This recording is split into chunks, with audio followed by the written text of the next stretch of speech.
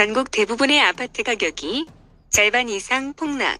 작년 아파트 매매 가격이 외환 위기 이후 24년 만에 가장 큰 낙폭을 기록.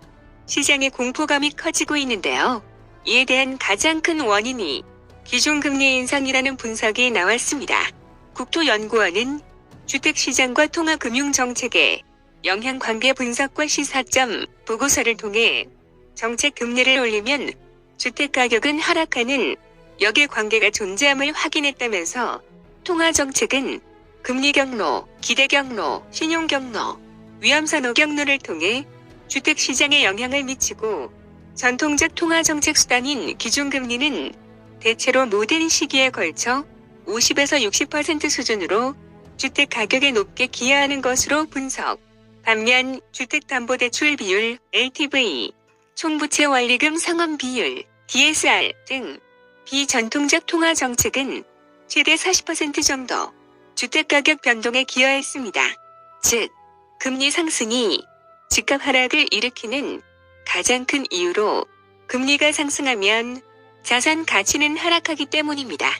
은행의 주담대 금리 7% 돌파는 2011년 이후 처음 있는 일이니 공포심을 느낄 만한데요.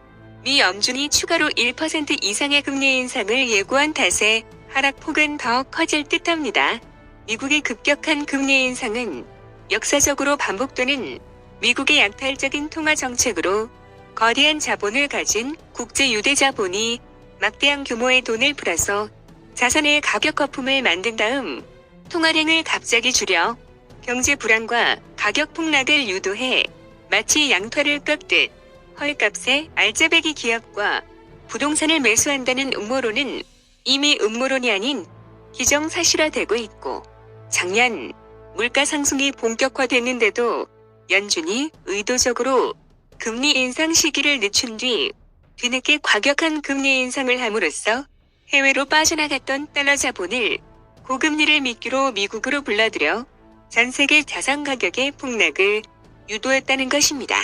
2023년 건설, 주택 경기 전망 세미나의 집값 하락 시점에 대한 전망은 집값 상승세가 꺾인 시점은 2021년 11월이었고 집값 바닥은 2023년 3월에서 2024년 2월 사이, 전세가 저점은 2025년 2월, 즉 주택시장 침체는 앞으로 2년가량 지속, L자형 침체라는 게 전문가들의 전망입니다. 매매 가격 하락세가 멈추려면 전세 가격 하락이 진정돼야 하고, 전세 가격은 금리와 입주 물량의 영향을 받는데 전국 아파트 입주 물량은 올해 33만 가구에서 내년 35만 가구로 공급 물량이 증가해 전세가 하락이 진정될 수 없는 상황. 게다가 전세금 액수가 커지면서 과거보다 전세 가격의 금리 민감도도 높아졌고요. 이는 반대로 금리가 인하되는 시점, 그리고 전세 가격이 반등하는 시점을 집값 반등의 시그널로도 볼 수 있다는 얘기입니다.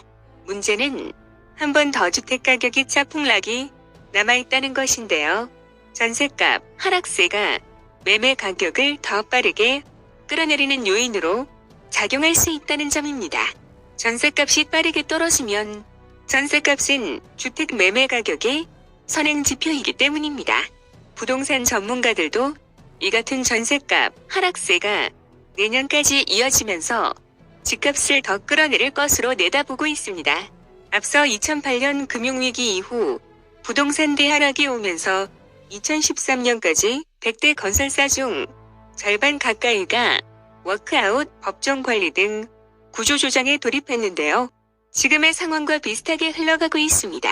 주택 수주 물량 감소, 공사비 급증, 미분양 증가 등 당시와 닮은 구석이 많은데 가계부채가 많은 우리나라는 금리 영향을 더 크게 받고 이번에는 외환위기 사태를 뛰어넘는 주택가격 하락이 있을 것이라는 전망입니다. 다가올 주택시장 2차 폭락을 대비하고 준비하셔야겠습니다.